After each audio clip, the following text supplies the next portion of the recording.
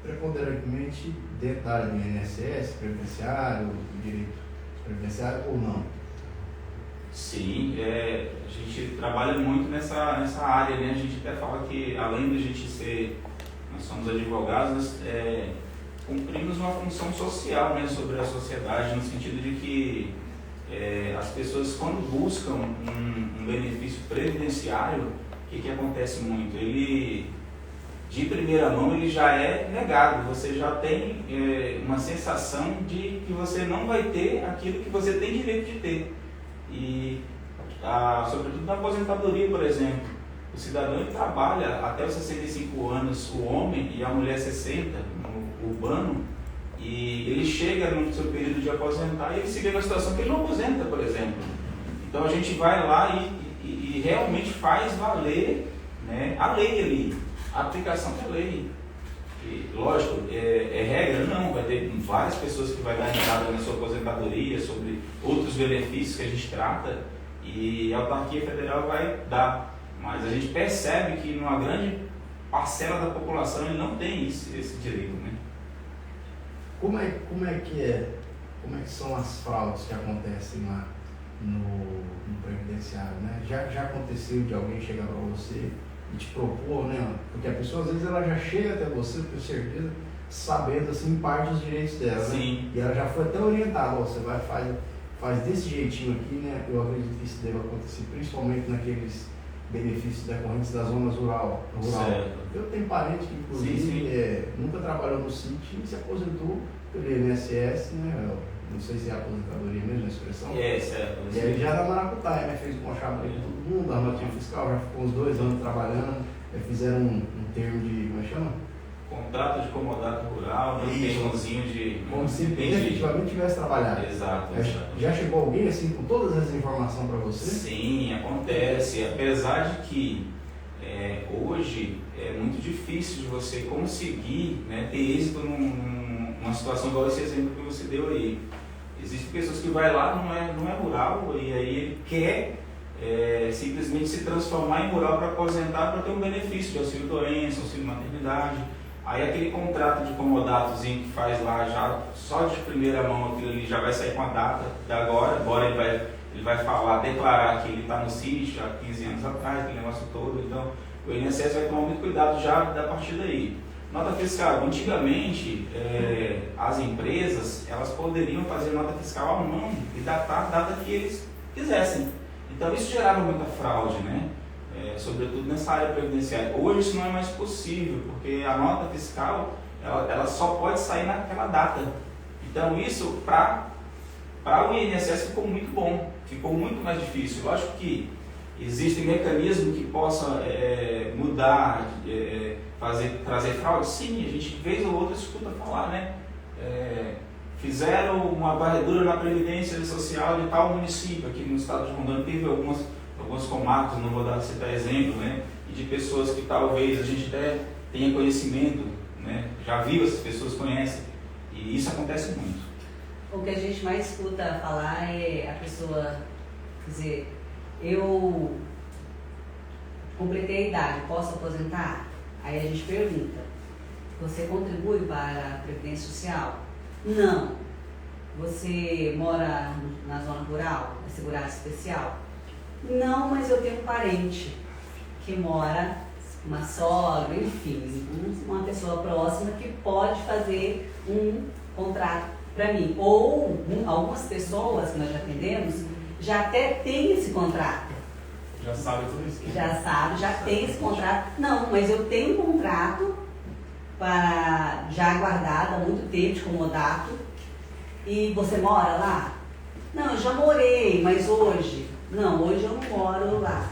E está registrado? Não, a gente fez o contrato para se eu precisasse de aposentar. Então não é só o contrato de comodato. O contrato de comodato é uma das provas, mas ele por si só não significa que a pessoa é rural, não significa que a pessoa pode aposentar, que é um segurado especial. Mesmo que seja um contrato antigo, que leve em consideração o registro, a época, leve em consideração também notas fiscais. Você tem nota fiscal? daquele tempo. Antigamente era possível se conseguir, como o doutor falou, nota fiscal de bloco, que fazia datas retroativas. Hoje é tudo automatizado, então é impossível você encontrar aqueles bloquinhos antigos ainda para fazer, e acaba que quando você fala para a pessoa, você tem duas opções: ou você vai ter que começar a contribuir, ou você quiser ser aposentado mesmo rural, você terá que morar no sítio e esperar 15 anos. Eu atendi uma pessoa que essa semana que falou para mim dessa forma: olha, eu moro lá no sítio tem 2 anos e eu não sou contribuinte. Então você tem 2 caminhos: ou daqui 15 anos você vai, daqui 13 anos, continuar morando no sítio agora até completar 15 anos e começar a fazer um planejamento para aposentar. Isso inclui notas fiscais, um nome, isso inclui colocar no seu postinho lá, no seu atendimento hospitalar, seu endereço rural, também notas fiscais de compra e venda, não só de produtos pessoais, mas de produtos agrícolas, porque significa que a pessoa faz o uso lá. E título de eleitor, você vai realmente ser uma pessoa que é de um produtor rural. Você vai fazer isso, pode pegar. Ou você vai fazer isso, ou então você vai começar a contribuir, que aí sim vai gerar o direito de aposentar. Então, as fraudes hoje, ainda há essa percepção, esse pensamento de que se eu tiver um comodato muito antigo é possível, de que eu pago o sindicato, né? Inclusive outra pessoa bate de tudo. Sim. Inclusive uma pessoa falou, mas eu estou pagando o sindicato para isso. Mas nós, então, não gera, porque hoje o sindicato ele não é obrigatório, mas não é um documento obrigatório. Então, assim, essa questão de que a pessoa não contribui, todos os dias a gente incentiva as pessoas a contribuírem, porque não é só a questão da aposentadoria, mas a pensão por morte, né, é o auxílio doença, é o auxílio reclusão, que é uma coisa que é muito polêmico esse tema, mas a Previdência Social é um seguro social.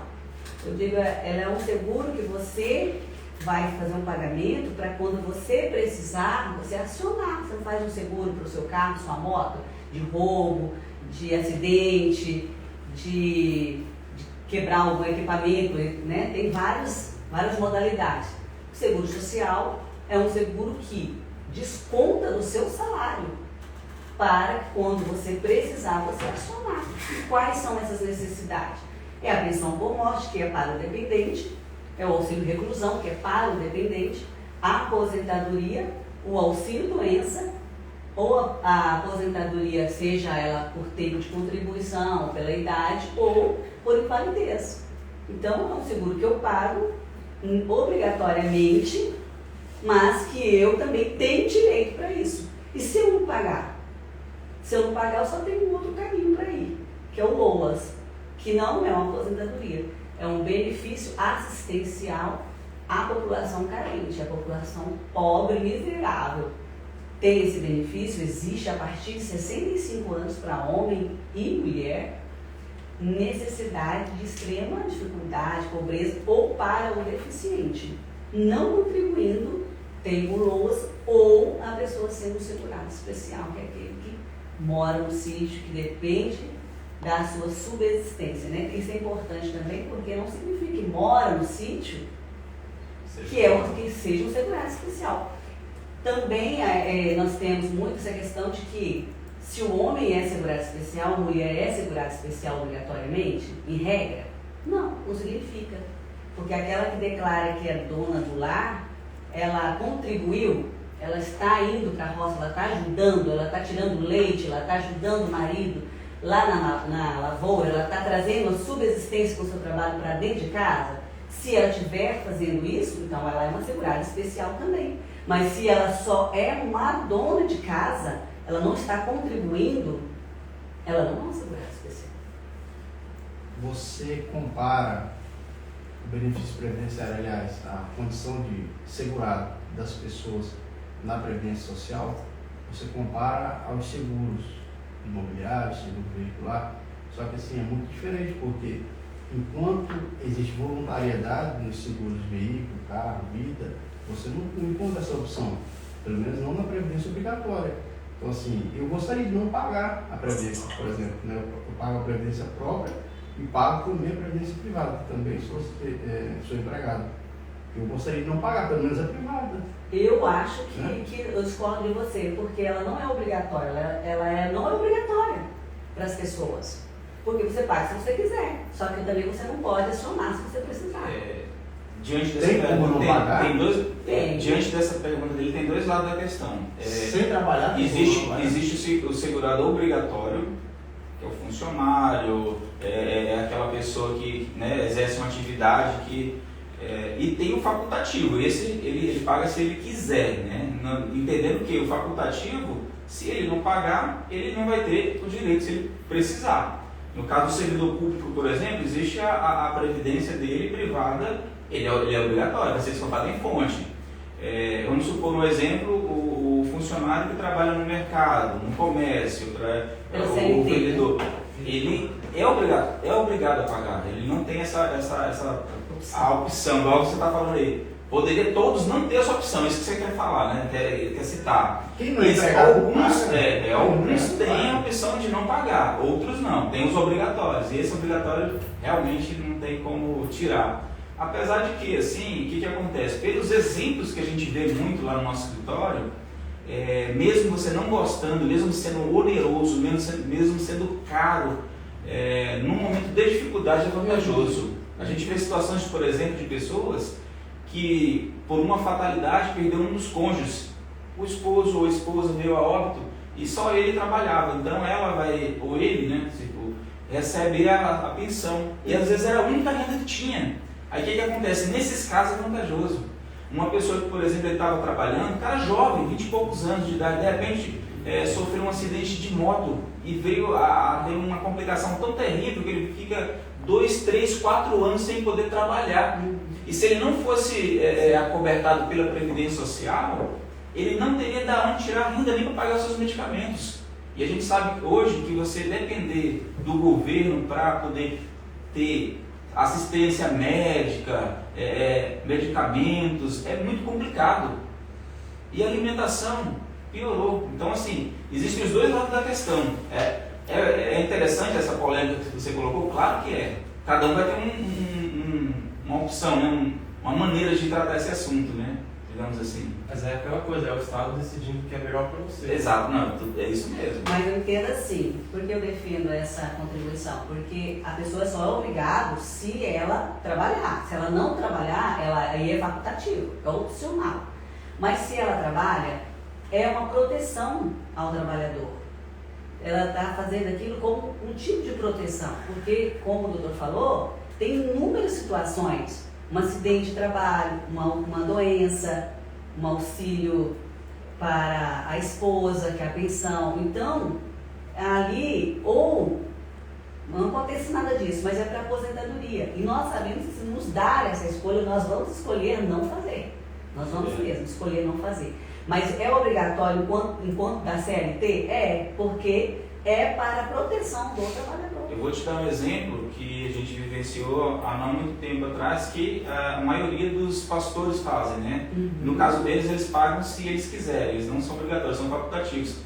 A maioria não paga. E geralmente o sustento da família vem só dele, né? Uhum. E o que está acontecendo, já aconteceu algumas vezes, esse Covid já matou várias pessoas, vários pastores que não contribuíam. A mulher está à mercê de ter que ir às igrejas dar cesta básica para as famílias. Então, assim, é muito perigoso você não pagar o INSS em determinados momentos. Em relação à contribuição, eu tenho muita preocupação, assim, sou bem altruísta, com essas pessoas boia fria, essas pessoas mais velhas. Assim, eu vi esses dias, na Brasil, um senhorzinho dentro do colégio, cara que partiu meu coração. Você é altruísta? Estou descobrindo esse lado agora. Tem um senhorzinho, até nessa tarudinha aqui, fica na beira da água assim. Sim. Aí o carrinho de picolé, a roda, ele não conseguia tirar da saída ali. Ele tava tanta fraqueza dele, ele não conseguia pular aquela tartaruguinha. E aquilo, assim, partiu meu coração. E realmente, quando a gente fala sobre fraude, é algo muito imoral, né?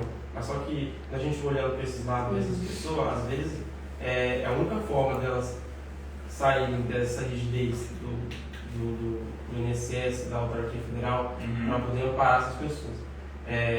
Existe algo alternativo para que as pessoas não utilizem esse meio imoral, fraude, em relação às boias frias? Porque tem pessoas que a boia fria como é que eu posso dizer, hereditário, né? O cara nasce ali, o pai dele é boia fria, a mãe dele é boia fria, eles não conhecem a realidade aqui fora, não sabem o que significa autarquia federal, não sabem o que significa previdência social, não se importa com isso.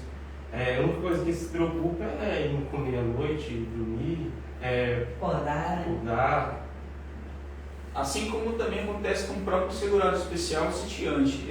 Na maioria das vezes a gente atende pessoas que ele é assistente a vida toda, não junta documentação, porque simplesmente ele não se preocupou em guardar notas, e a gente tenta fazer a aposentadoria dele como segurado especial e tem dificuldade, porque não guardou documentos. O boia fria, ele é um exemplo muito bom também. Ele pode aposentar. O problema do boia fria, igual você falou aí, ele não se preocupa em guardar a documentação, porque ele tem como comprovar que ele trabalhou nas lavouras onde ele passou, e quando ele adquirir a idade, ele pode sim aposentar, entende? Tem como aposentar. Ele é um segurado especial. Ele é segurado, né? Ele é. O problema do boia fria é o mesmo que a gente vivencia aqui no nosso estado de Rondônia, eu acho que sobretudo nos outros também, de não se preocupar em guardar documentação. E aí quando você vai postular o direito dele, você se vê numa situação que você não consegue provar para a autarquia federal. Você tenta um processo administrativo, não consegue, que é o do INSS, depois tenta o judiciário, algumas vezes você consegue reverter através da prova testemunhal. Ela é muito válida. Ela sozinha não é o suficiente, tá? Mas se você tiver uma boa prova testemunhal juntamente com alguns documentos, a nossa lei 8.213 fala indício de prova material. O que é isso?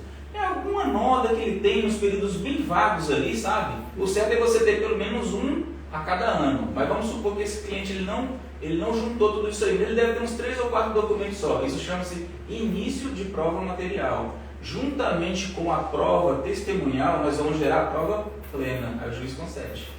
Um dos exemplos que nós temos, um caso que eu acompanho agora, é um senhor que ele não é rural. Como que ele fazia o trabalho dele?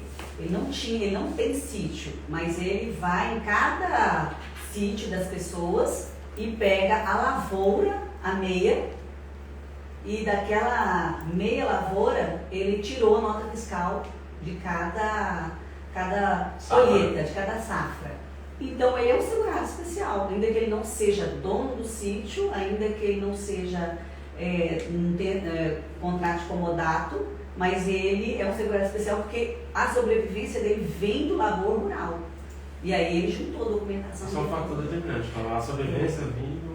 Exatamente. Aí, na verdade, eu sei que você está falando, é a chave de você aposentar o rural. Algumas pessoas que moram no sítio, eles não produzem nada, algumas pessoas. Essas pessoas, eles não são segurados especiais, eles moram em uma residência rural. É importante produzir, criar frango, ter a vaquinha lá e produzir o leitinho, ter uma horta, porque isso chama-se uma economia familiar. Ele não precisa gerar lucro, ele precisa, dentro daquele âmbito rural, ele se autossustentar. Tá entendendo? Não sei se...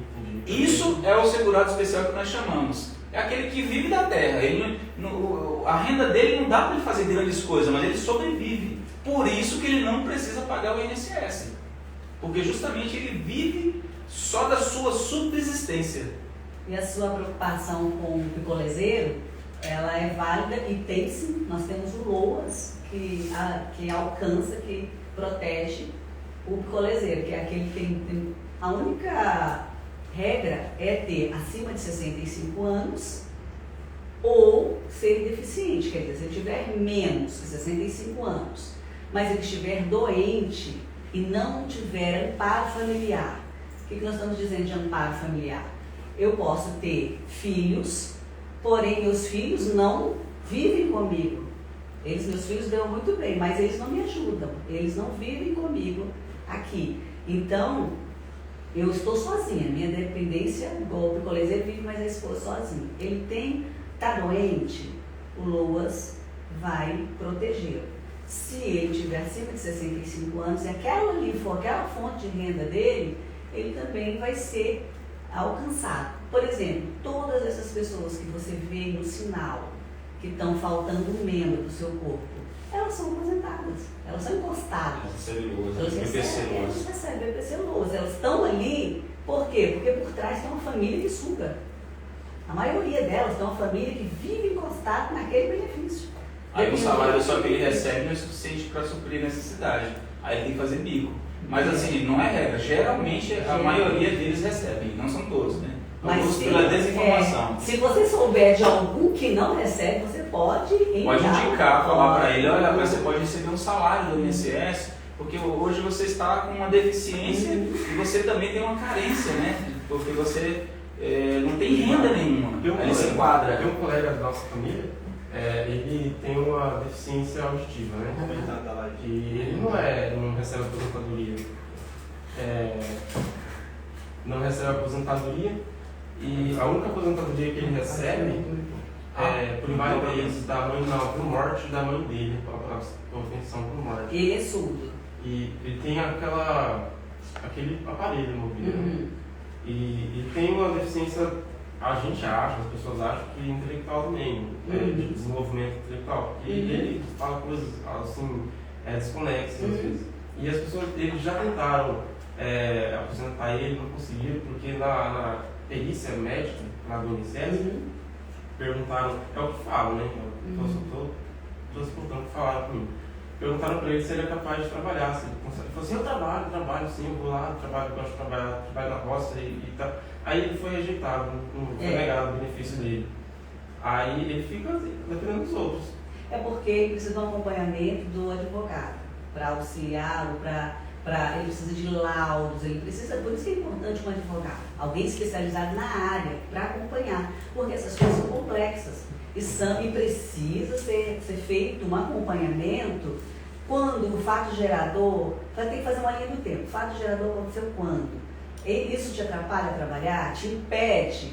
Precisamos de laudos que comprovam que você não pode trabalhar por causa dessa incapacidade, que isso aí te impede de laborar. E aí há um processo todo que nós fazemos de acompanhamento com o cliente para chegar a gerar o benefício.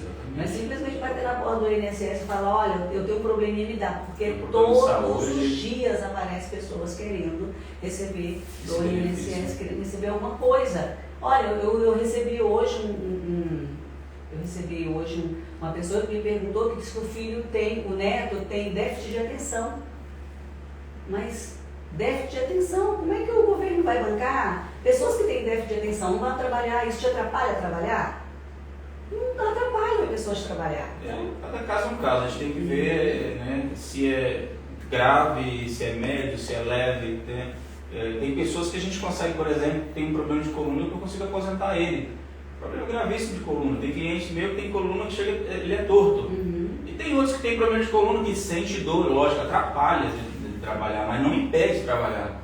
Às vezes tomando a medicação correta, com o tratamento correto, dá a cura. Teve uma pergunta aqui, o Henrique falou assim, tem alguma regra que protege a empregada doméstica que não trabalhou com carteira assinada a maior parte da vida? Henrique, veja bem, o que acontece? Nesse caso aí, primeiramente, temos que fazer uma ação trabalhista para reconhecer o vínculo, né, trabalhista. Então tem que ter provas, testemunhal, né, se tiver algum documento, seria muito interessante.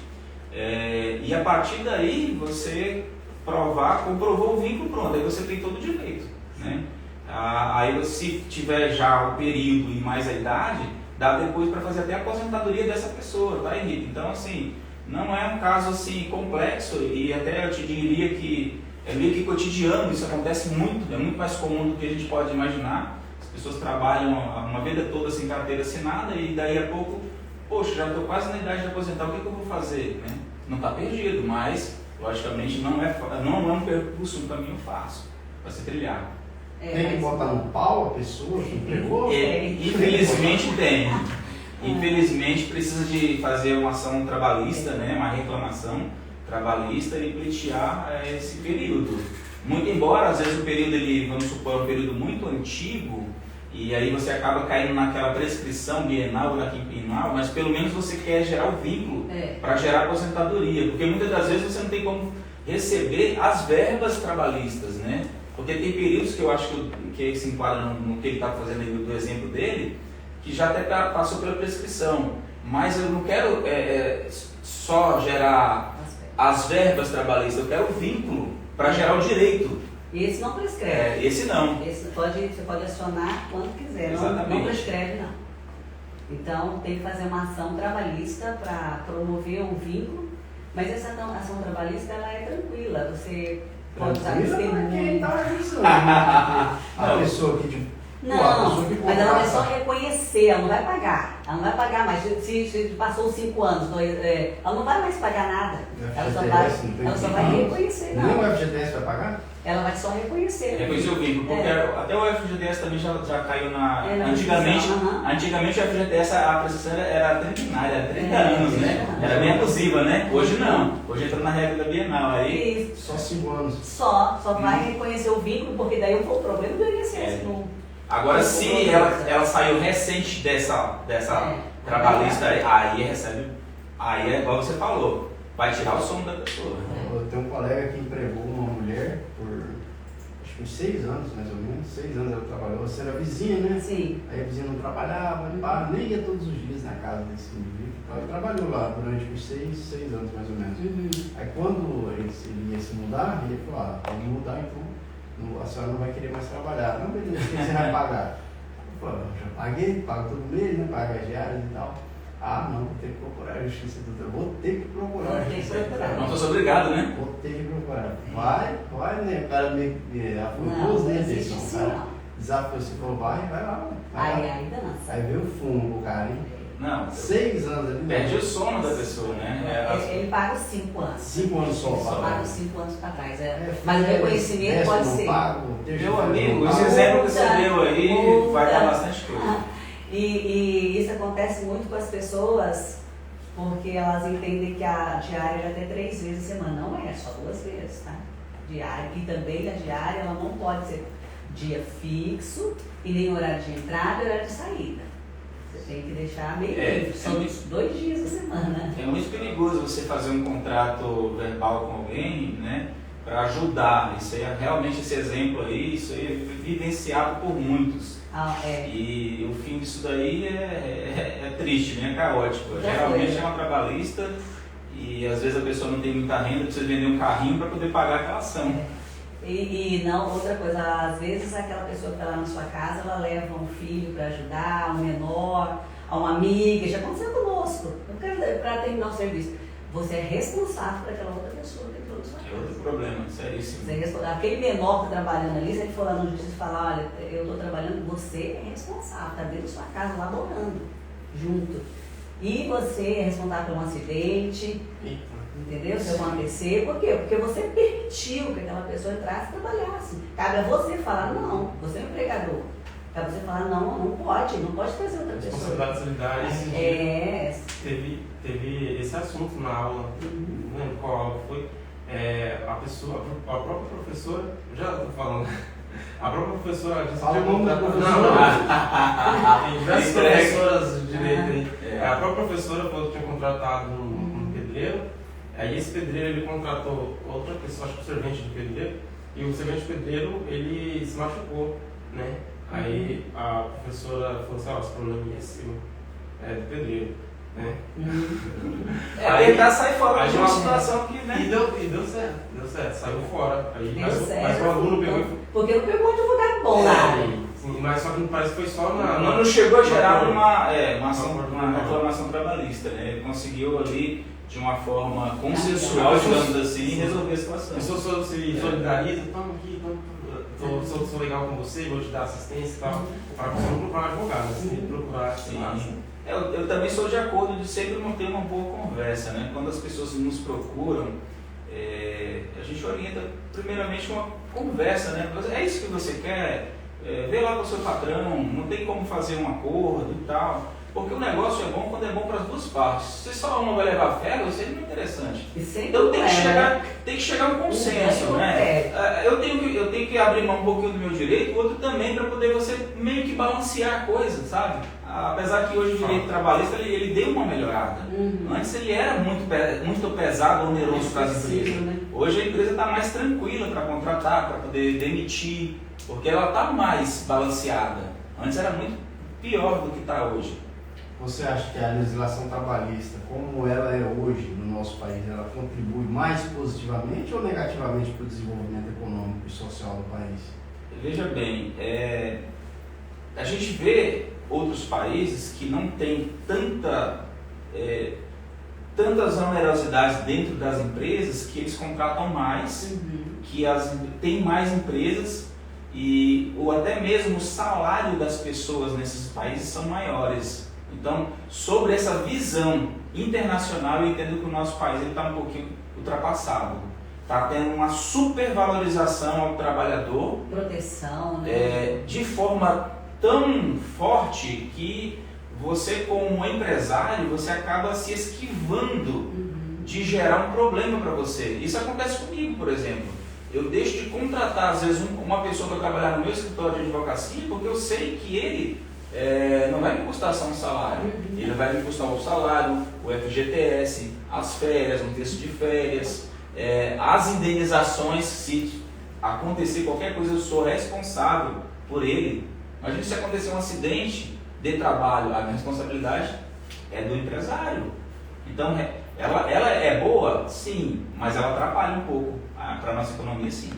Eu entendo dessa forma, né? Logicamente que você vai ter várias outras pessoas que trabalham nessa área trabalhista ou previdenciária que vai falar de uma outra forma. O meu entender prejudica.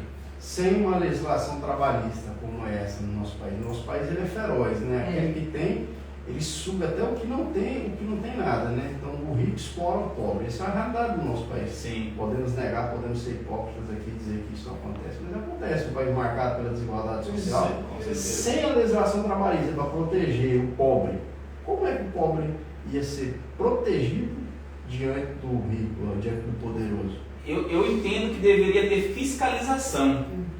Uma lei sem fiscalização ela não é nada. Você pode criar 1000 mecanismos dentro do papel, se você não tiver o poder de vigilância, você não faz nada. Você sabe disso na sua área de serviço, de polícia, sobretudo nessa área da segurança pública. Então, às vezes a lei é muito bonita, mas ela tem que ser eficaz. Então, nós precisamos de ter eficácia. Eu acredito de leis são bonitas, nós temos leis para tudo.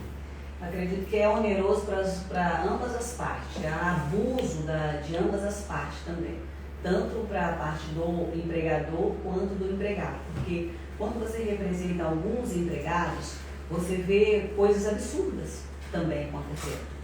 Você vê que tem empregado que eles realmente são muito massacrados pelo empregador, e a gente, quando está na situação vivenciando, você está numa situação do dia a dia, você consegue perceber que em casos, principalmente de insalubridade, que há muito abuso.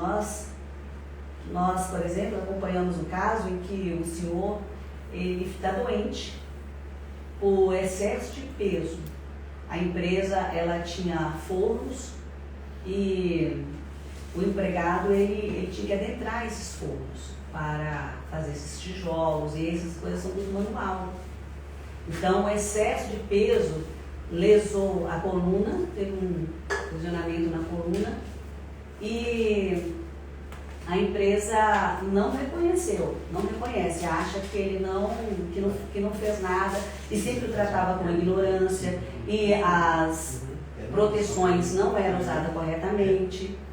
Então, tem uma série de abusos aí de ambas as partes. Nós sabemos também que tem empregado, por que a gente fala empregado e empregador? Porque a legislação, a CLT, ela trata assim, empregado e empregador, não é funcionário. Então, colaborador. Nem colaborador. Exatamente. Na verdade é empregado o nome que diz. Então, a gente sabe que há também empregado que ele também ele fica morgando, né? Ele fica ali enrolando no serviço e para tentar só passar o dia. Nós sabemos disso, nós sabemos que tem. Então, a fiscalização, ela seria um mecanismo mais assertivo mesmo, de proteção, e se houvesse mais fiscalização e uma lei mais branda, também seria melhor para que o empregador ele pudesse contratar mais, porque há um medo do empregador por tantas regras que às vezes ele desconhece. Há muitas regras trabalhistas e elas são mudadas direto. Direto nós temos MP, agora na pandemia mesmo, uma semana pode, outra semana não pode. A regra muda o tempo todo. Ela muda o tempo todo e por desinformação, às vezes ele está... o contador dele falou que podia fazer isso. E não pode. E não pode fazer. Então, há muitas desinformações por parte do empregador que ele não consegue acompanhar a mudança. Existe um acompanhamento que todos os empresários fazem, que é o compliance do direito do trabalho, que ele deveria ter um setor jurídico. Eu sei que não é ao alcance de todos, mas se ele tivesse um setor ou um contrato com um advogado que pudesse auxiliá-lo, sempre evitaria muitas demandas hoje judiciais se ele tivesse um acompanhamento, se ele tivesse ali como a gente pode dizer, ele tivesse um planejamento, ou se ele evitasse, se ele tivesse um conhecimento para chegar na sua empresa, mas o empregador ele vê isso como um gasto e na verdade talvez seja um investimento, porque afastaria algumas ações postuladas no trabalho por causa dessas informações errôneas que ele às vezes não tem, porque como ele vai saber que já mudou, que não é assim. Tem questões insalubres que precisam muito de ter contratos, precisam ter autorizações do Ministério do Trabalho, do Ministério da Saúde, e eles não sabem que isso acontece, entendeu? E aí onde eles fazem o erro sem saber que estão errando. E se eles tivessem um acompanhamento, eles poderiam errar menos, evitaria as postulações trabalhistas. Só para concluir o que o doutor falou aí, falando da fiscalização, né? O Flaviano já perguntado da legislação trabalhista em relação à pobreza. Só que a legislação trabalhista ela não alcança os pobres, realmente, a pobreza de fato, que é lá na Amazônia, lá no sertão nordestino, onde ocorre de verdade a exatamente. exploração. E é tanto que esse exemplo que você deu aí, aqui no Brasil, infelizmente, tem um trabalho quase que escravo, ou digamos escravo, até hoje. Uma hora ou outra aparece. Isso por falta de ter fiscalização, né? É lógico que nosso país ele é muito grande, nós temos vários estados que é bem dificultoso de ser efetivo nessas áreas, mas nós precisamos caminhar. Estamos no caminho certo? Sim, mas muita coisa precisa ser feita. Não é você fazer uma lei bonita que você está resolvendo o problema. É realmente você primeiro fazer com que as pessoas entendam o certo do errado, que ele está fazendo algo que está lesionando, e fiscalizar principalmente. Esse é o caminho. Flaviano, você é voltado no Mirante também, né? Mirante, fazendo lá, eu já ouvi falar, um problema dessa fiscalização, ser recebido a tiro. Muitos órgãos fiscalizadores já foram recebidos a tiros. Eu imagino. Nessas zonas rurais. Lá em Mirante não tem isso, não, né? Não, já tem alguns casos lá em que eu sofri. Isso é mais antigo, né? Troca de tiro. Em 2017 teve, inclusive um cara acabou sendo morto, mas atirou na polícia, né? Nada menos esperado. Mas aqui na nossa região, na verdade, essas fiscalizações trabalhistas aqui em Rondônia, uma fiscalização trabalhista ser recebida assim, a tiros, isso aí eu nunca ouvi falar. Talvez, acho que no Pará eu já ouvi falar alguma coisa assim, uma região mais erma lá do Pará, no meio do mato, mas aqui em Rondônia não. Aqui os conflitos surgem, na verdade, decorrente das ações civis, né? Integração de postos, manutenção de postos. Esses são mais perigosos mesmo. Sim. Porque o trabalhista, ambiental, ela é perigosa para quem está fiscalizando. Não, também. Né? O problema do trabalhista e do previdenciário, não trabalhista, na verdade é com o magnata, né? O problema da reintegração de posse é com os sem terras, né? As pessoas que estão buscando a terra. E aí a fiscalização trabalhista vai em cima, na verdade, é do dono da fazenda, né? Exatamente. Espera aí um pouquinho, testa aí, manda uma pergunta aí. Tem uma pergunta para fazer. Eu sou empregador, queria voltar naquele assunto do empregador e o empregado, né? Eu sou MEI, né, empreendedor individual, já tenho 1 ano e 3 meses no ramo, já saí, e eu queria saber uma coisa. Eu tenho a minha frota de motoqueiro, né, que eu não terceirizo, eu contrato os motoqueiros. Mas nada na questão, eu contrato, como o senhor disse, de boca a boca, né? O senhor acabou de dizer. Tipo, eu pago a diária para meus motoqueiros e tal. Mas esses dias eu queria meio que evitar problemas futuros, né? Porque Deus me livre, ela pega tipo, eu falo, ó, a gente tá com uma entrega atrasada, e ela vai, rebenta a moto no meio do carro, aí Deus me livre no trânsito, né? Eu queria saber que se algo acontecer isso, eu sei que a responsabilidade, né, é toda minha, mesmo a gente tendo um contrato de boca a boca, minha e da pessoa, eu sei que por honra e por caráter, é toda a minha responsabilidade assumir tudo e tal. Mas, tipo, se ela, o empregado, querer tomar alguma atitude na justiça, eu sei que eu estou totalmente lascado. O negócio é seu, né? É tudo meu. Mas é o que eu pensei. E se eu fazer um seguro de vida? Eu contei um seguro de vida, dá R$72 por mês. Para mim compensaria. Mas do mesmo jeito eu não escaparia de um fundo. Não, trabalhei. Mas existe aí uma forma.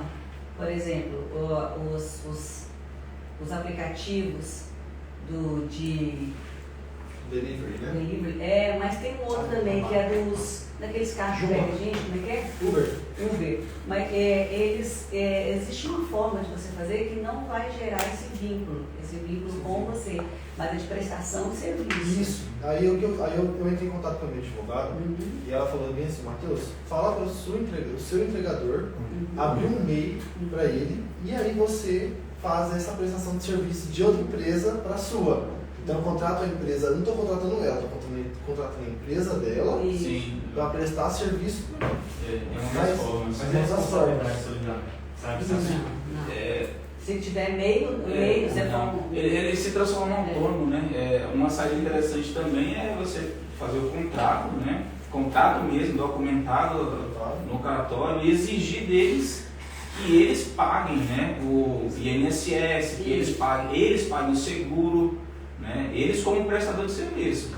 Agora, eu não sei se para ti isso não iria espantar eles, porque vai ficar oneroso, né?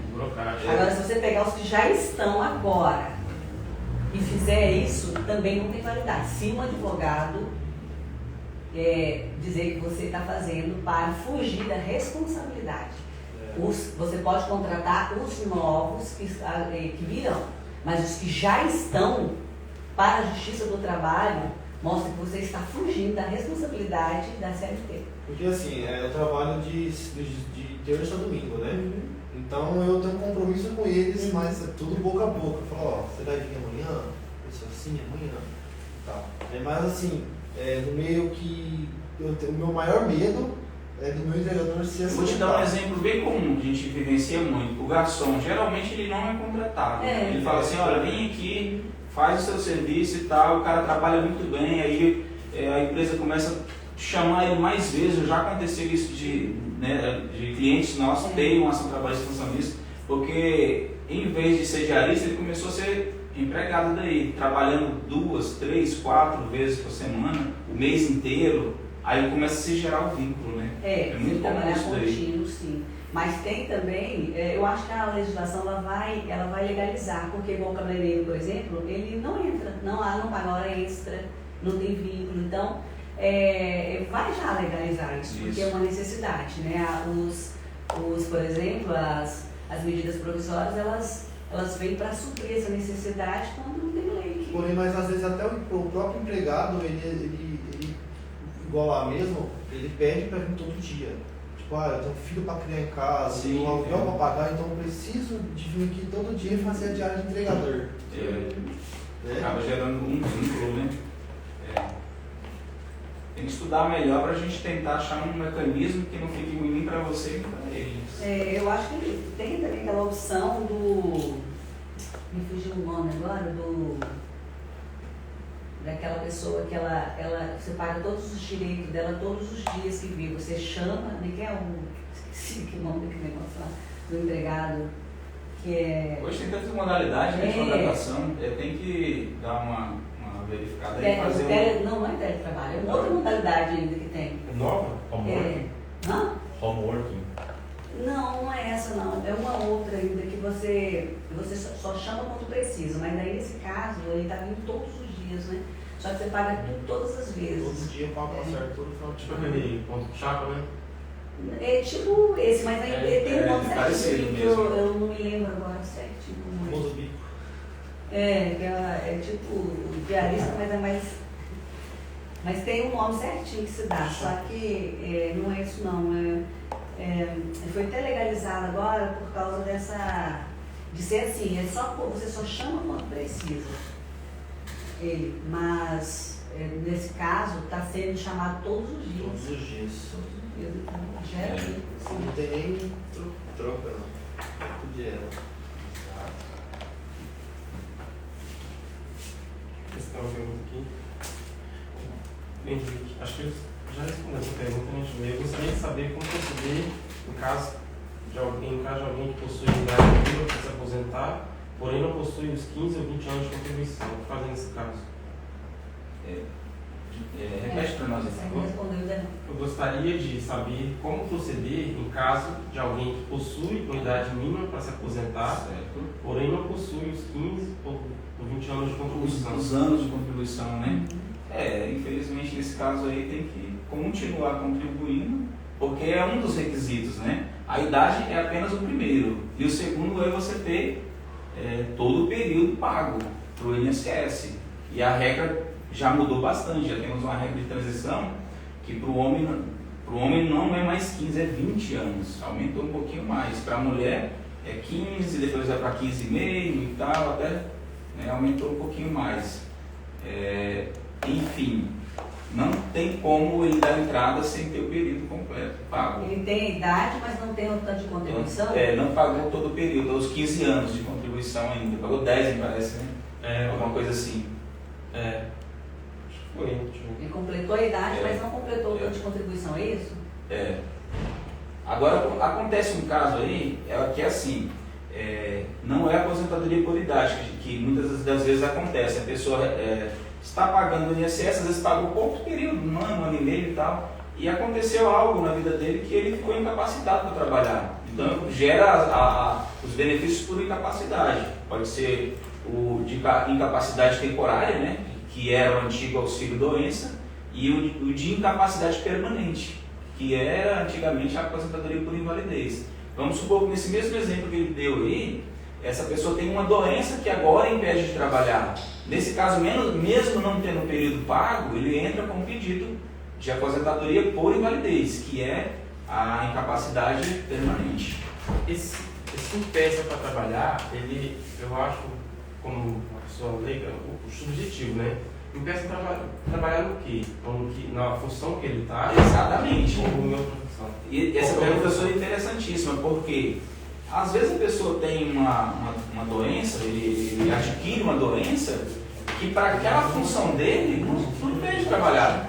Dá um dissabor do trabalho, né? Acontece, não é muito bom, não é agradável, mas não impede. E tem doenças que realmente impedem. Vamos supor, o motorista de ônibus, ele vem ficar cego de um olho. Esse motorista de ônibus ele vai ter que ser aposentado por invalidez, não tem jeito.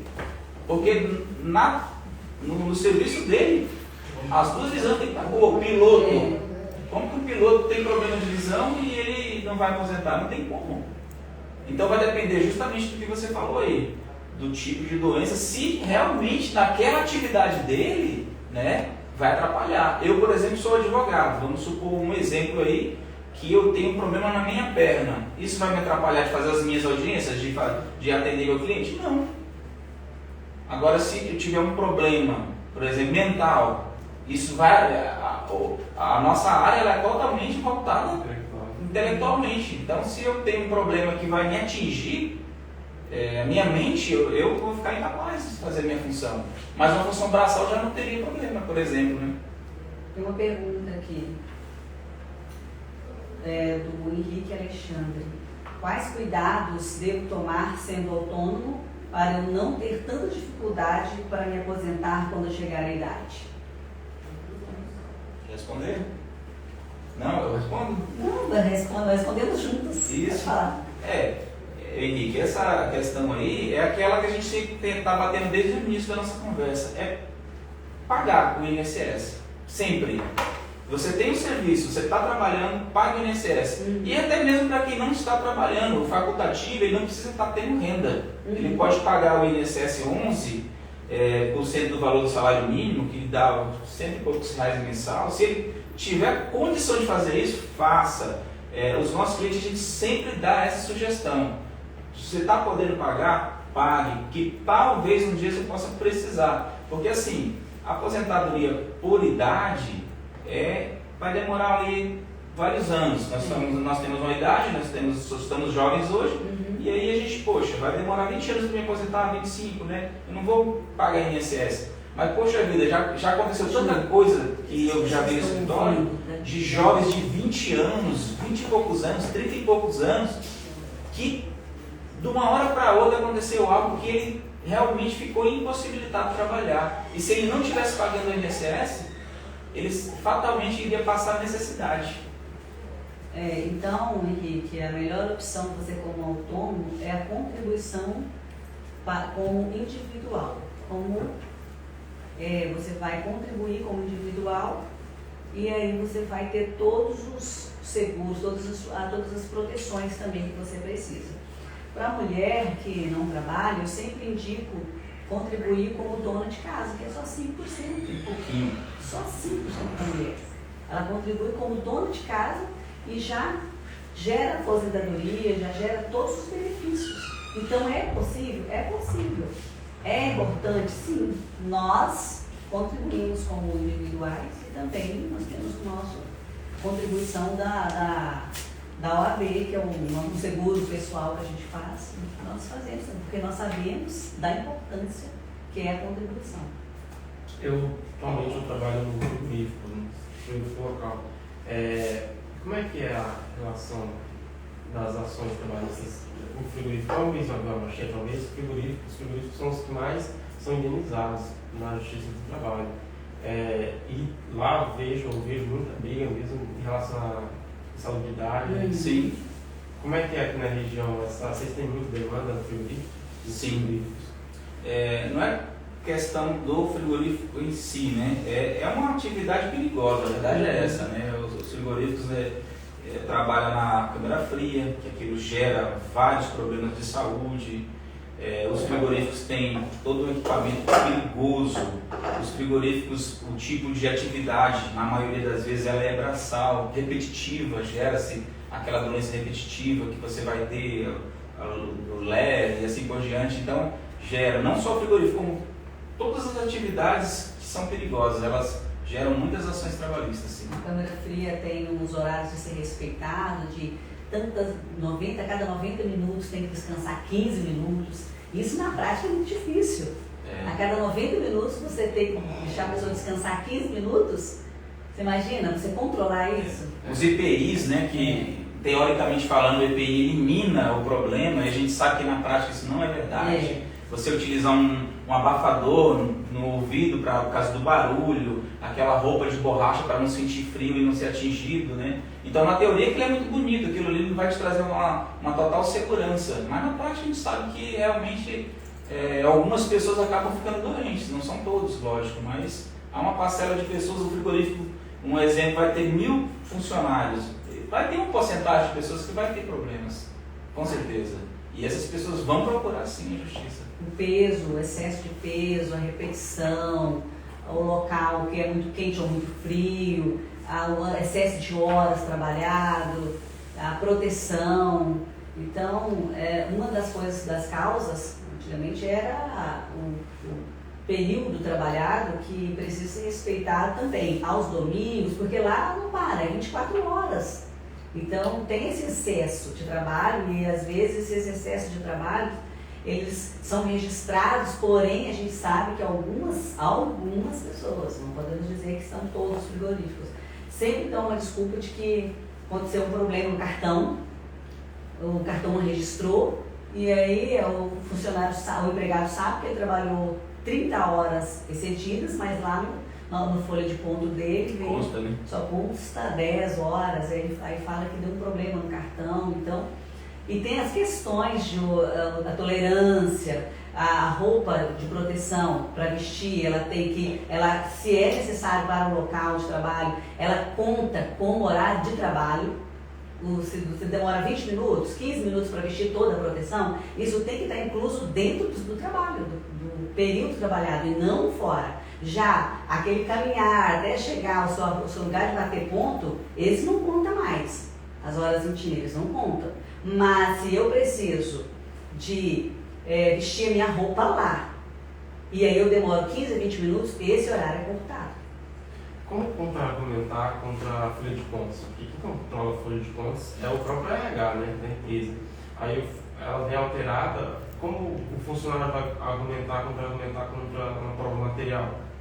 Hoje nós temos acima de 20 funcionários, a CLT diz que tem que ter a folha de ponto. Antigamente era 10, agora alterou para 20.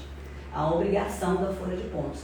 E acima de 20 funcionários é o ônus da empresa. Ela tem que provar que aquilo que o empregado está dizendo não é verdade.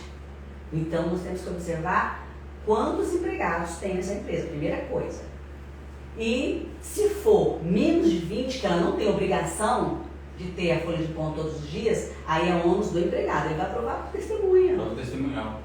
Né? E agora a empregada doméstica é diferente. A empregada doméstica ou o caseiro, que é a mesma lei da empregada doméstica, que seja um empregado, tem que ter o controle de ponto, entrada e saída, horário de saída, de horário de entrada e as refeições também. Que é muito difícil o empregador fazer. Pode ser feito através de Imagina você tem uma empregada na sua casa, ela chegou, assina aqui.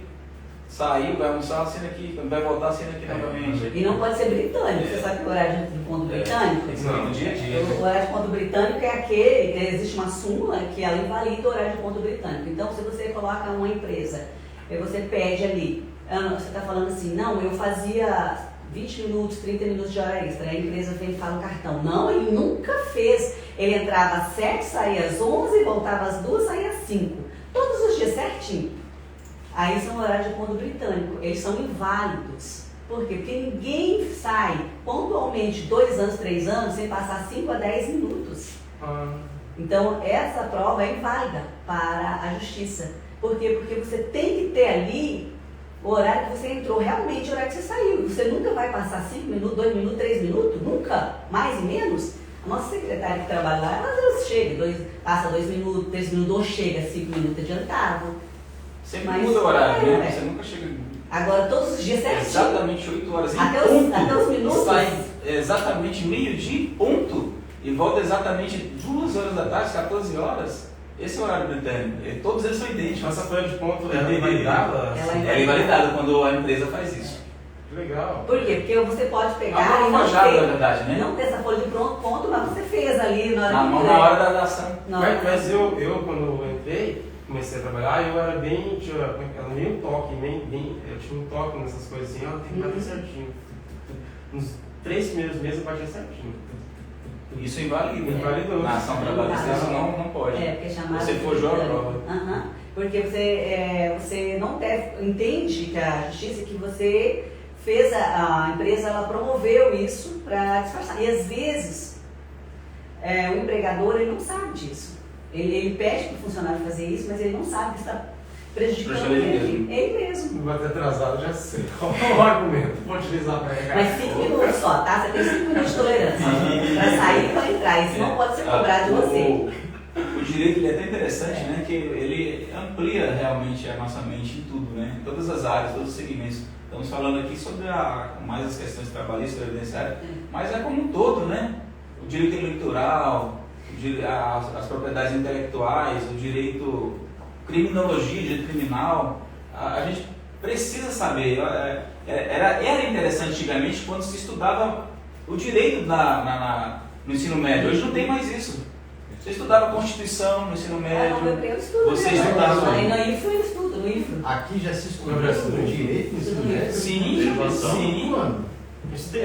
Aqui em Rondônia eu não sei, eu sou nordestino, vim de Fortaleza, Ceará. Na minha época, de quinta série a oitava série, a gente estudava direito constitucional dentro da escola nossa. Não. O direito básico, o artigo 5º da Constituição, entende? As coisas primordiais que o cidadão precisa saber. Estudava o direito eleitoral, como você sabe. Tiraram isso do ensino. Não sei se todos os estados tinham isso. Lá a gente estudava. Hoje não pode mais. Por isso que não cada um na sua área, né? Você vê que eu falei pra vocês, que são tantas coisas que às vezes a pessoa erra porque ela não domina a área. Então ela perde uma ação trabalhista e hoje há sucumbência, até no direito do trabalho, em todas as áreas da sucumbência, porque ela não entende por completo daquela área. Então são detalhes. O direito do trabalho, principalmente, ele é muito técnico. O nosso filho estuda no IFRO lá, estuda direito. No ensino médio. Direito constitucional, né, filho? Legislação. Mas qual IFRO de Paraná? Jaru. Tu não estudou no IFRO? Sei, mas não tinha não. Mas agora tem. Inclusive, eu acho que é pelo advogado que agora que são contratados pelo Que advogado. legal, cara. É que você não prestava atenção nas aulas. Não, eu acho que não tinha, não. Tinha essas matérias optativas aí, mas só que a gente usava empreendedorismo. E eu acho que talvez... Mas você é porque ele é do comércio. Então talvez muda alguma seja. coisa, a grade muda, talvez, É, né? tem essas matérias optativas aí. Talvez mude a grade, dependendo do que foi você pediu ali. Empreendedorismo. E eu acabei de ver Mas qual é o curso dele? do Gabriel, É, comércio. tá. Não, Eu não sei, mas é mas obrigatório do curso, do do curso. técnico de comércio, né? Talvez seja, não sei. Muitas coisas ele pergunta pra nós. Ele né? tira dúvida. Eu estudei técnico em química, eu estudei química inorgânica, físico-química.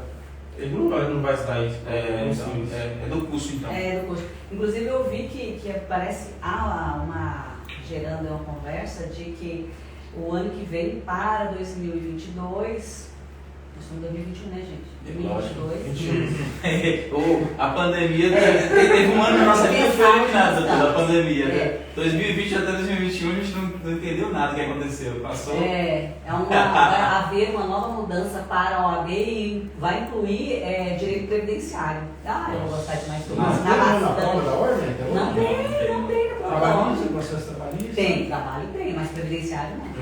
Ixi. Vai entrar previdenciário. Eu vou gostar, porque eu vou ensinar bastante pro meu povo no Instagram. Você não fez a prova da ordem? Você tem um curso de direito previdenciário?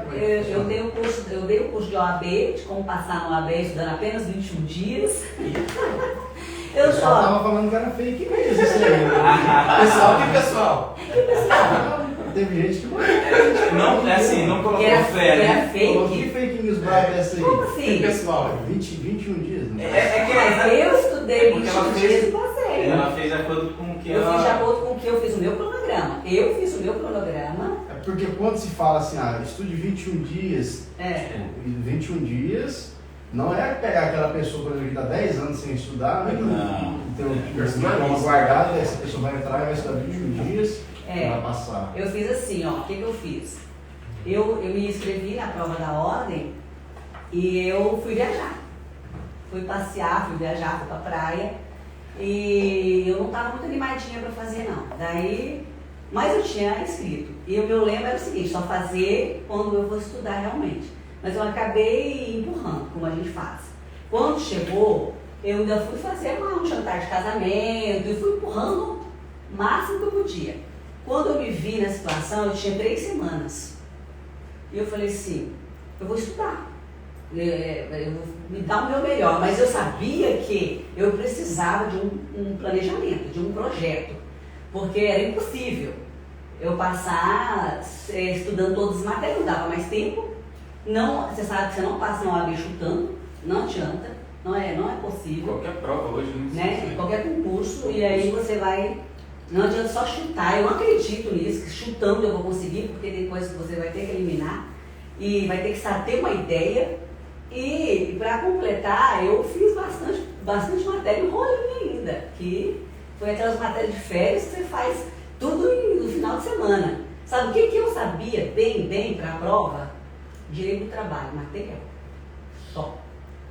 O resto. Civil. Como engolir civil em 21 dias? Não, pois é. Aí eu fiz um projeto de estudo para mim que funcionou. Eu acertei 60 questões na prova. E só que eu tive que planejar. Eu tive que planejar o meu tempo, né? O meu estratégia. Exatamente. O que eu ia fazer na hora, como me manter calma, me manter no controle. Eu sabia que se eu perdesse esse estribeiro, já era. E aí eu falei, poxa, eu sei que eu posso ensinar isso, porque eu vivi. Eu fiz e deu certo. Se eu vivi e deu certo, eu tenho condições de ensinar, porque eu sou filha de professora. Já ministrei, nós já tivemos empresas de curso. Nós trabalhamos, nós casamos, eu tinha 17 anos, você tinha 22, né? Uhum. Então, com 18 anos, montamos a nossa própria empresa de informática e que era curso. Então, eu gostei da aula, porque eu trabalhei muitos anos com isso. Então, eu só precisava adequar aquilo que eu sabia que era importante, eu fiz isso, adequei aquilo que eu sei que é importante. Eu usei as matérias-chave, você não vai estudar tudo, não precisa. Eu usei as matérias-chave, bati em cima delas. Eu tinha que saber algumas matérias de ponta a ponta e tinha que estudar mesmo, saber, principalmente ética, de canto a canto. Eu não podia errar uma questão. E eu contabilizei o que eu podia errar e o que eu podia acertar. E o que eu tinha que fazer para acertar aquelas questões. E manter a estrutura. Gente, tem gente que reprova porque ele na hora fica muito nervoso. Ele passa o gabarito errado. Né? Reprovando. Chega na hora ele cola. Só que tem professor que não consegue passar na prova. E dão aulas de várias matérias, mas na hora de fazer a prova não passam. Então eu posso falar que isso não é fake news, porque deu certo para mim, funcionou. Eu sou a prova que funciona e que dá certo. Só que você não pode fazer de qualquer jeito. Não é só dar meia hora, 40 minutos, como as pessoas querem fazer. Não é só assistir vídeo aula, não é só colocar um videozinho lá, sentar e esperar. Você tem que saber algumas matérias de canto a canto. E você tem que ter essa estratégia certa e na hora você vai em cima daquelas. Eu tenho uma amiga que reprovou porque ela usou a estratégia de que tinha que ser meio a meio. Não pode, tem que ser uma quantidade para cada questão, cada alternativa. E aí a minha prova mesmo deu muito A e muito D. Muito A e D. Mas eu ia tirar aquela resposta porque deu muito A e muito D? Não, eu tinha que direcionar, eu tinha que fazer certo. Então passei. Eu tenho outra amiga que não conseguiu passar por causa de uma questão. Ela ficou nervosa na hora de passar para o gabarito. Então são todos esses controles emocionais, controle do seu tempo e do conteúdo certo que você tem que usar para passar na prova. Esse curso ainda está disponível? Se alguém quiser, de repente, ver você falando aqui, tem como acessar, tem como adquirir esse curso? Onde é que a pessoa adquire, se ainda estiver disponível? Não, ele foi só para aquele período da prova da ordem, porque agora nós estamos com foco em outras coisas. Nós agora estamos trabalhando com o conteúdo de previdenciário, voltado para o LOAS, voltado para a aposentadoria rural. Então, quando a gente faz, demanda um planejamento de estudo, de como que você vai vender, de aulas, de estar atualizado. Hoje nós estamos voltados principalmente para o benefício LOAS. Nosso propósito, nós fizemos bastante lives e eu fiz um e-book que vai ser lançado já, de 30 páginas só desse conteúdo LOAS, só desses benefíciozinhos. Então nós estamos, porque nós advogamos, então nós... O que é importante, coloca no material. Pegamos e focamos em um por vez. Se eu não focar em um por vez, eu não consigo trabalhar e também fazer esses cursos. Não é a estratégia da escassez, né? Só em época de prova. Sim, tem que lançar fora de época. Eu não estou acompanhando, mas eu acho que foi até suspenso nas provas da ordem. Voltou agora vai ser pro dia em junho, 16 de junho parece que foi remarcada a data para a prova da ordem, mas não é o nosso foco agora. O nosso foco agora é trabalhar com os previdenciários, que agora o que eu quero é trabalhar primeiro o meu público, que são os profissionais da área. Agora não vai ser mais os alunos, não, é voltada para o aluno que quer passar na prova, mas são os profissionais que querem trabalhar com a Previdência. Advogados ou bacharéis que querem fazer administrativamente, que a gente sabe que administrativamente também pode ser feito. Então, nosso alvo agora são esses advogados para a gente ministrar treinamento para essas pessoas que querem Previdência. Show. O Henrique fez uma pergunta aqui: quais conceitos que ela utilizou para formar esse curso de 21 dias? Eu usei... Bom, eu acho que eu vou até dar uma prévia aqui, porque assim, como eu não vou mais trabalhar com esse curso, né, eu vou... Pelo menos no momento não, né? Eu vou abrir mais ou menos o que eu fiz para as pessoas. Como é que é o nome dele? Henrique, eu selecionei 3 matérias que eu tinha afinidade, e uma delas é que eu tinha afinidade, uma delas é a que eu escolhi para a segunda fase. Então, eu escolhi Direito do Trabalho, porque eu gosto de Direito do Trabalho. Não adianta você escolher uma matéria que você não se identifica. Você vai ficar ali patinando. Eu escolhi 3 matérias, incluindo Ética. A Ética você tem que colocar. São 8, antigamente era 10 questões, hoje são 8. Então, eu peguei essas 3 matérias e eu dominei essas 3 matérias. Dominei mesmo essas 3 matérias. Não vou detalhar tudo que eu fiz para você, porque... Poxa vida, assim eu seria injusto com quem comprou o curso, né? Porém, essas 3 matérias eram as minhas chaves, eram os meus segredos ali, quer dizer, a minha fonte de segurança. Sem gabaritar a prova nessas 3 matérias, não gerar uma questão. Exatamente. Então, o que eu fiz? Eu treinei demais. Eu treinei, só que estudava bastante horas. É claro que eu sei que se é 21 dias eu tenho que treinar, eu tenho que ter muito estudo. Eu não vou estudar 4 horas, eu tenho que estudar 8 horas de... E você tem tempo? Tem que ter. É só 21 dias. Você tem que arrumar tempo. É pouco tempo para isso, poucos dias. Você tem que arrumar tempo. Você dorme menos, come menos, descansa menos, não faz outra coisa. Gente, eu respirava, eu sonhava, eu comia junto com os materiais da OAB. Então, o que eu fiz? Essas 3 matérias eu exauri, eu conhecia, eu tinha domínio. Eu fui para a prova, eu comecei com Ética primeiro.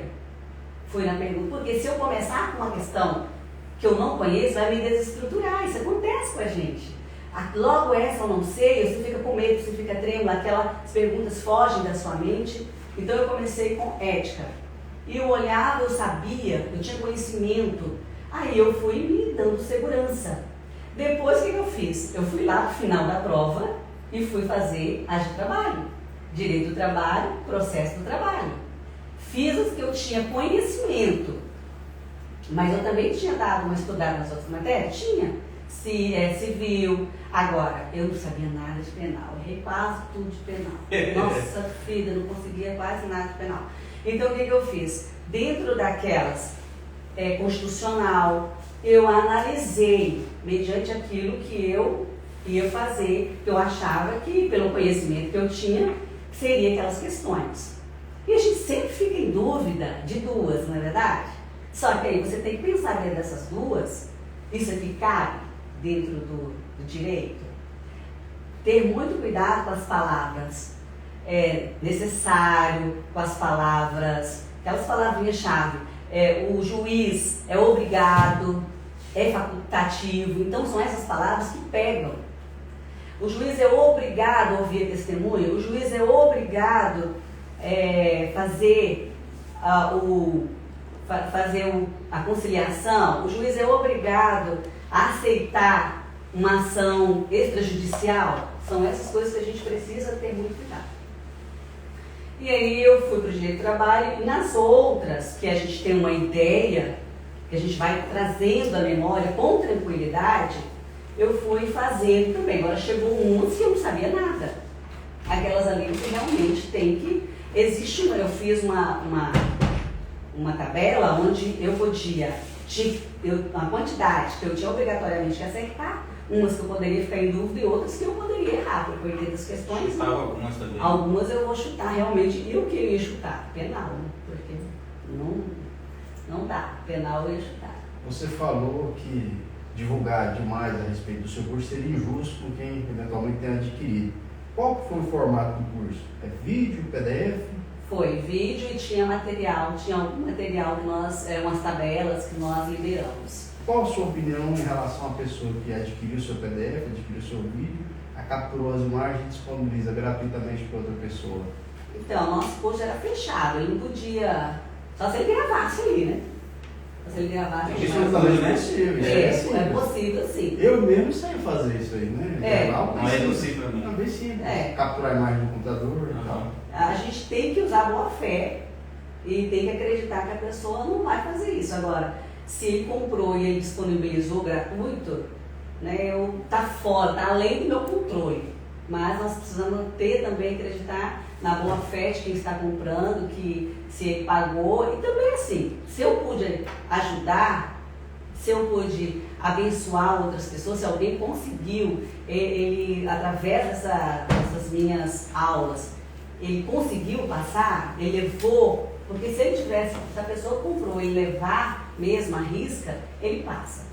Ele passa porque eu dei a estratégia certinha. Mas você considera isso conferir uma bênção ou foi vendido o curso? É um mecanismo de trabalho e aí algo negociar, um comércio, né? Você produz alguma coisa e você vende. Isso. Ou você ofereceu gratuitamente? Não, eu vendi. E ainda assim você considera uma bênção? Não, estou dizendo, se eu fui uma bênção para a pessoa, seja abençoado. Mas e aí, contra o cara capturar e disponibilizar, tipo, a pirataria, né? É errado. Eu acredito que é errado, eu tenho consciência que é errado. E, estaria, quer dizer, me ferindo, me prejudicando, porque eu realmente gastei, investi tempo e também investi, teve uma equipe por trás que foi lá no Jaru fazer as gravações. Né? Ixi, teve sábado que era de manhã, à tarde, saindo de lá 5 horas da tarde, sem condições nenhuma de fazer mais nada. Mas assim, eu reconheço como uma estrutura, mas veja, isso aqui, por exemplo, isso aqui que nós fazemos, isso aqui foi construído por mim e pelo Jason, exatamente, sabe? Eu e o Jason fizemos isso. E uma vez que nós disponibilizamos isso no YouTube, várias pessoas vão lá e fazem download do nosso vídeo e disponibilizam nos canais deles. Então, a monetização, né, eventualmente a remuneração paga pelo acesso ao vídeo, que o YouTube paga, né? O YouTube paga. No YouTube, o Google paga através dos acessos aos vídeos, né? Essas pessoas aqui recebem, elas tiveram o trabalho apenas de fazer o download e disponibilizar o nosso vídeo, né? Mas nós vemos isso como algo positivo, porque estão nos divulgando, e o que nós queremos é alcançar outras pessoas, né? O nosso conteúdo, né?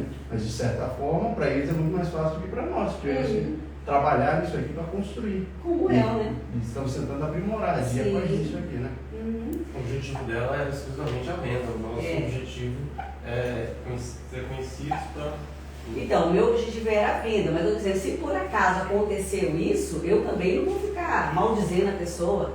É errado, mas seja abençoado também, tá? Vai em paz, passa aí, faz seu trabalho, é isso que eu estou dizendo. Você já ouviu, você conhece Racionais MCs? Já ouviu falar? Não. É um dos pioneiros de rap no Brasil, né? Ao lado de Facção Central, Realidade Cruel, Sabotagem.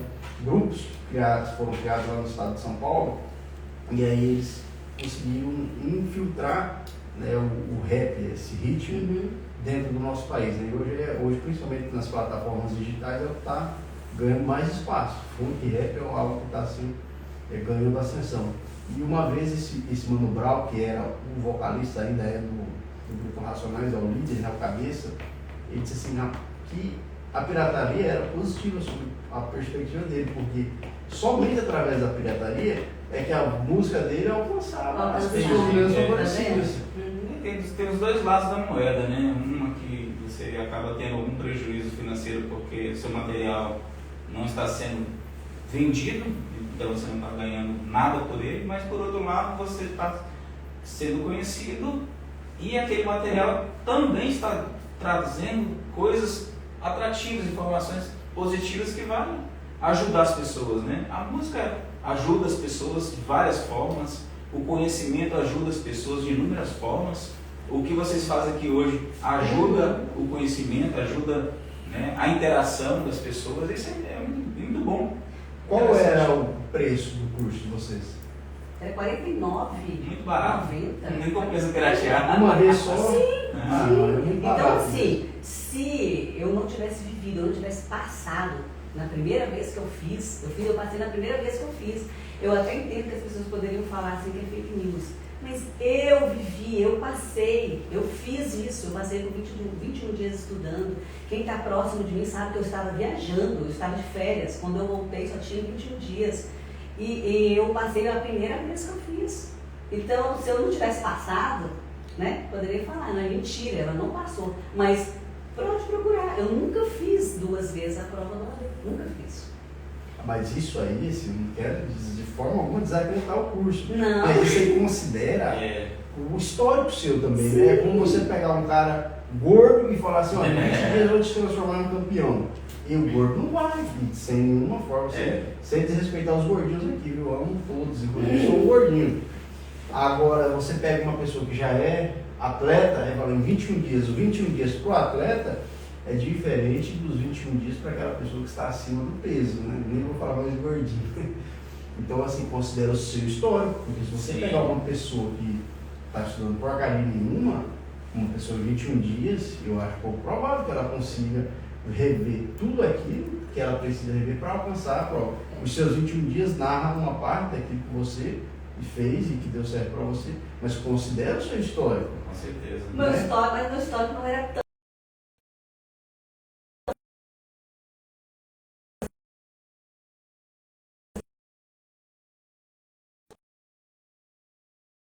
É o domínio da sua mente. Eu acho que 40% ali é a sua disciplina de que você precisa realmente estudar, saber os horários. Nesses 21 dias, eu me preparei para isso. Agora, se você não está disposto a, nesses 21 dias, estudar para valer, não está disposto a abrir mão, teve dias que eu estudei 12 horas por dia. Você não está disposto, não faz que não vai conseguir. Cara, 12 horas por dia, conseguir estudar 12 horas por dia é algo extremo, né? Não é? Pô, de manhã, de tarde, de noite e entrando numa madrugada. Sim. Né? Eu acho que eu quando fui fazer a prova do OAB, eu precisei disso daí para mais durante mais do que 30 dias, eu acho. São 2 fases, né? Cada um usou uma estratégia, né? A minha estratégia era da repetição. Eu estudava e fazia todos aqueles simulados até esgotar eles. Então, pela repetição, chega um momento que você já sabe praticamente tudo que vai cair, porque você repete tanto. Isso no meu caso, né? Cada um tem um jeito de estudar. E deu certo também. Cara. Júlio, como é que é trabalhar com a esposa, cara? Trabalhar com a esposa. Vocês são sócios, né? É bem interessante essa pergunta sua, achei legal. Então, no nosso caso é muito tranquilo. A gente é tão acostumado a junto, você viu aí, a gente veio pra cá fazer essa live com vocês. É gostoso, a gente veio junto, veio família. Isso para nós é muito comum no nosso cotidiano. A gente, desde quando casou, a gente sempre faz tudo junto. Quando eu vou viajar e eu tenho que viajar sozinho, é uma tristeza, cara. Eu não sei como que esses maridos, eles viajam, não levam a mulher junto. Gosto. E assim, a gente toda a vida trabalhou junto desde o casamento, quando a gente casou, porque nós montamos uma empresa muito novo. E a gente já era um sócio do outro ali. E nunca nós tivemos problema com isso. Então, assim, eu acho tão estranho quando as pessoas falam, poxa, mas como é que você consegue isso? Na verdade, eu tenho um problema, e talvez a Lenda também tenha, quando a gente está separado só. Não é legal. Só vou dar uma pausa. Nós vamos encerrar ali, porque senão vai cair, a gente não vai conseguir salvar.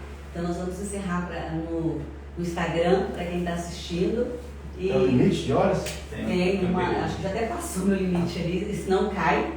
Então nós vamos encerrar, porque nós vamos salvar essa live. Foi muito bom ter você, mas nós vamos continuar aqui no YouTube, lá no canal do YouTube. Em cima do muro, Boteco em cima do muro. Boteco em cima do muro. Se você quiser continuar assistindo, vá lá, porque nós vamos ter que encerrar aí no Instagram, tá? Pode continuar.